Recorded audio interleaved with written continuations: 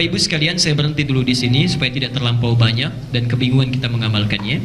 Jadi singkatnya, yang pertama saat kita bangun di waktu sahar setelah tahajud, kita sibukkan diri kita dengan beberapa amalan. Dua yang sudah saya bahas.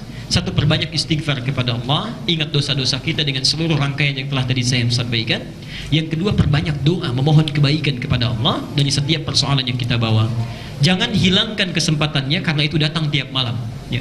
Jadi persiapkan malam ini, rencanakan sekarang, pasang alarm sebelum kita bangun, kemudian bangun lebih awal dan siapkan permohonan kita catat supaya kita bisa bermohon dengan baik. Bahkan boleh di dalam boleh saat sujud kita, dalam tahajud kita itu boleh perbanyak. Yang kedua, di jeda-jeda kita sholat tuh boleh kita minta. Misal kita berhenti sebentar, kita istighfar, kita naik lagi, kita istighfar, tuh boleh dilakukan. Dan puncaknya tadi di waktu sahar menjelang fajar kita perbanyak yang di situ. Kalau mau kopi nanti saya teruskan di sini ada bacaannya. Tadi kan saya ajarkan berdoa ya. Saya belum terangkan bagaimana sunnah Nabi dalam doanya. Ya. Ini saya terangkan, misal ini doa-doa sunnah nih saya teruskan. Allahumma ya Rabb Jibril wa Mikail wa Israfil ya, dan seterusnya. Ini bisa dibaca. Ini yang pertama diminta. Kalau permintaan kan bisa banyak ya. Bisa minta ini, bisa minta itu, tapi Nabi mengajarkan kalau bisa yang pertama minta hidayah. Hidayah agar dijaga oleh Allah. Insya Allah saya terangkan di pertemuan yang akan datang. Kenapa di sini menggunakan Allahumma sebelum Rabb? Kenapa disebut Jibril dulu? Kenapa setelah Jibril Mikail? Kenapa setelah Mikail Israfil bukan Israel? Oke, nanti kita akan lihat ya di pertemuan yang akan datang. Tapi boleh ini di copy nanti kalau ingin dipelajari. Jadi boleh Pak, di antara jeda waktu kita boleh beristighfar. Ini dahsyat saat dikerjakan. Satu, seketika dosa bisa diampuni, seketika. Yang kedua, ini rahasia terbesarnya, doa bisa dikabulkan seketika, doa dikabul. Dua ini saja dulu yang saya sampaikan. Amalan yang dilakukan langsung setelah tahajud ya, sebelum datangnya fajar. Jika Anda mengerjakan benar di waktu ini jaminan langsung dari Al-Quran dan dari hadis. Hadisnya sangat sahih. Bahkan orang pertama yang meriwayatkan dari Nabi itu 30 orang sahabat senior langsung. Dikerjakan di waktu yang benar, dengan cara yang benar, maka yang Anda akan dapatkan satu, semua dosa-dosa Anda akan digugurkan pada saat itu. Jika benar kalimat dan amalan yang Anda kerjakan. Kedua, doa Anda kalau Anda bermohon kepada Allah seketika akan dikabulkan. Kalau benar apa yang Anda mintakan dan Anda butuhkan dalam doa itu. Karena Allah hanya mengabulkan apa yang dibutuhkan, bukan apa yang diinginkan. Kalau keinginan Anda menjadi kebutuhan, dikabulkan. Kalau cuma keinginan tidak ada kebutuhan, maka Allah akan ganti dengan cara yang terbaik. Nah, apa amalan itu? Quran surah ke-51, ini ayatnya. Quran surah ke-51 ayat 18. Paling kanan agak sedikit ke bawah, di pertengahan. Oh ya, bonusnya sebetulnya bukan bonus, ini utamanya. Nanti kalau terbiasa mengerjakan amalan ini selama hidup, paling minimal Anda akan masuk surga tempat terbaik nomor 2, kelas VIP, taman surga. Taman surga. Kalau Anda kerjakan ini karena mengikuti tuntunan Nabi, maka naik tingkat yang paling tinggi, VIP. Surganya bersama Nabi, bersama orang soleh, para syuhada, para siddiqin. Perhatikan baik-baik. Quran surah ke-51 ayat 18. Sekarang perhatikan. Fokus. Sekarang sudah malam? Sudah malam sekarang. Kalau ukuran bahasa Arab sudah malam ya. Jadi begitu masuk Isya itu sudah malam. Isya itu batas malam. Batas malam awalnya muqaddimatul lail itu maghrib. Jadi kalau maghrib matahari terbenam itu pendahuluan malam, muqaddimah lail. Kalau sudah masuk Isya, dengan Isya masuk waktu itu sudah lail. Di lail itu malam. Al-lail malam. Wal-laili idza yaghsha. Lail malam ya. Nah, lihat sini saya beri ilmu sebentar, Ada lail, ada lailah, itu beda. Ya, jadi kalau ada al-lail, ada al-lailah pakai tak marbutah di ujungnya. Alhamdulillah. Lail ini malam. Kalau lailah ada tak di ujungnya, ini menunjukkan tak ini memiliki sifat tertentu yang istimewa. Kalau ada lailah berarti di malam ini ada sesuatu yang istimewa, tidak sama dengan malam-malam yang lain. Kita pakai enggak istimewa. Jadi kalau ada tak di ujungnya berarti di malam ini ada sesuatu yang istimewa, tidak sama dengan yang lain. Contoh, masih ingat kalau di malam-malam Ramadan ada anugerah di satu malam, ya, yang saat malam itu kalau ibadah lebih nilainya daripada 1000 bulan. Malam apa namanya? Bukan lail tapi lailah. Inna anzalnahu fi pakai tak. Jadi kalau lailah tak, nah itu gunakan tak, ada yang istimewa. Ini lail, ini malam. Malam ini membentang dan berakhir dengan tibanya fajar. Nanti kita akan belajar kenapa disebut fajar. Karena ada 4 nama untuk waktu ini. Ada fajar, ada subuh. Fajar di Quran surah 17 ayat 78, Quran surah kedua ayat 187 misalnya. Subuh di Quran surah 81 ayat 18. Ada lagi misalnya disebut dengan al-bard. Al-bard, ya, di hadis riwayat Al-Bukhari nomor hadis 574. Ada lagi disebut dengan al-ghadat, ya, al-ghadat di hadis riwayat At-Tirmidzi nomor hadis 586. Ada 4 namanya. Nah, tapi yang saya ingin katakan, kalau lail itu membentang tiba waktu fajar, berarti selesai lailnya. Kalau sudah fajar tiba, adzan berkumandang Allahu Akbar, Allahu Akbar, kan? Nah, sudah mulai muncul tuh garis merah, ya, yang bagian terakhir. Karena ada yang pertama, ada yang kedua. Yang pertama itu disebut dengan fajar kadzib, ya. Jadi ini bukan ini pendahuluan mau datang fajar.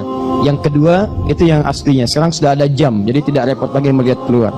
Nah, kemudian ketika ini tiba artinya malam sudah berakhir. Nah, jeda menjelang fajar, ada waktu singkat menjelang fajar.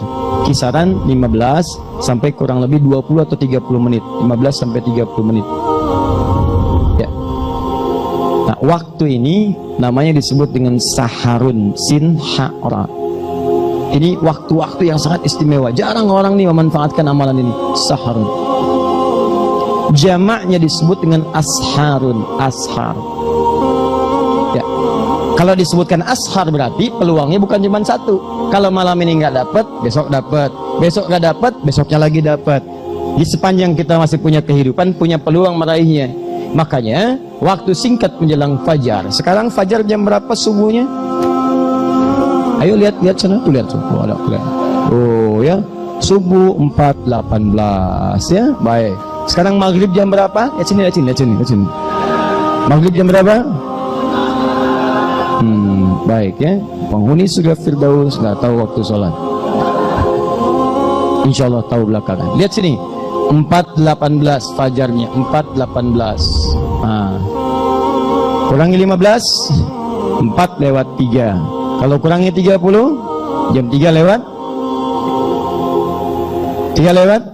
42. Saya kita ambil 3.42. Taruhlah misalnya jam 4 kurang 1/4. Nah, jam 4 taruh kita ambil misalnya jam 4 kurang 1/4, 3.45. Ambil yang tengah-tengah ini. 3.45 ini yang disebut dengan sahar. Jamaknya disebut dengan ashar. Artinya peluangnya nggak cuma satu waktu, besok dapat lagi. Kalau lailah ini cuma sekali. Makanya mendapatkan Lailatul Qadar nunggu Ramadan cuma sekali. Jadi kalau Ramadan nggak dapat, antum tunggu Ramadan tahun depan, itu pun kalau hidup. Makanya kalau tiba Ramadan, sungguh-sungguh dapat ini nih, karena belum tentu dapat tahun depannya lagi. Masih untung hidup sampai Ramadan, masih untung. Barangkali Allah ingin berikan anugerah yang sangat indah dalam kehidupan kita. Ya, jadi buru itu. Tapi kalau yang ini tiap waktu bisa didapatkan. Makanya keterlaluan kalau ada orang tiap waktu bisa dapat tapi nggak direncanakan dapat, itu keterlaluan orang itu. Keterlaluan.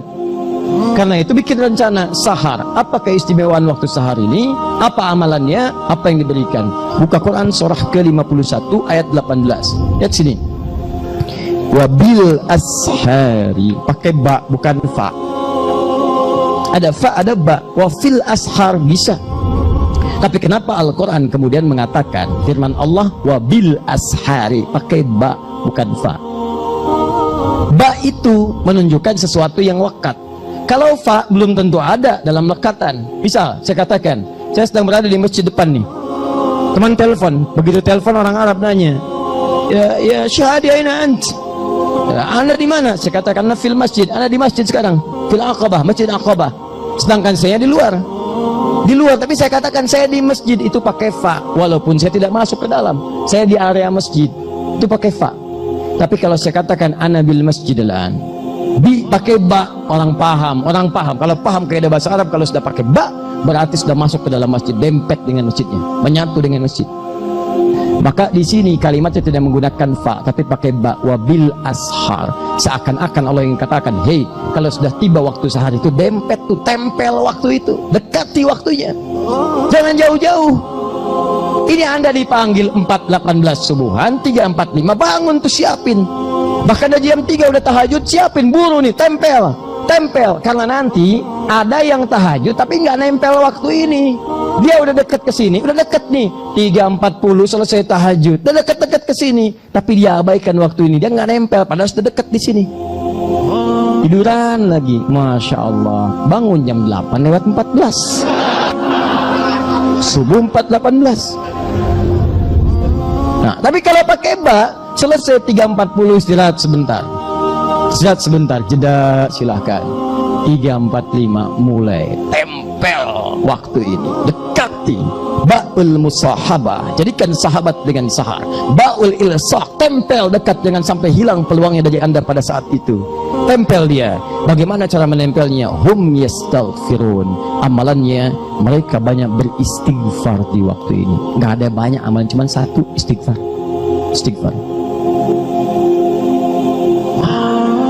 Ini amalan dahsyat. Istighfar itu meminta ampunan dari dosa. Maka Allahu Akbar, turun ampunan Allah. Sahar, sepertiga malam itu, tibalah kemudian tawaran Allah Subhanahu wa ta'ala. Ibadi, kata Allah, hambaku, man istaghfara liya ghafartulah. Siapa yang beristighfar kepadaku sekarang, saat ini, sebelum subuh masuk, sebelum fajar tiba, beristighfar dengan benar, keluar air matanya, tobat dia, aku ampuni semua dosa-dosanya. Ghafartulah, saya ampuni semua dosanya. Man sa'ala, awas hati-hati, man sa'alani u'ti. Siapa yang meminta kepadaku, aku berikan. Man da'ani ujib. Siapa yang berdoa kepadaku, aku jawab. Man istaghfara liya ghafartulah. Siapa yang meminta ampunan, aku ampuni. Dua makna. Jadi perhatikan kalimatnya, hadis qudsi ini, hadis qudsi. Siapa yang memohon, aku berikan. Yang berdoa, aku kabulkan segera. Makanya tunggangnya amalan ini.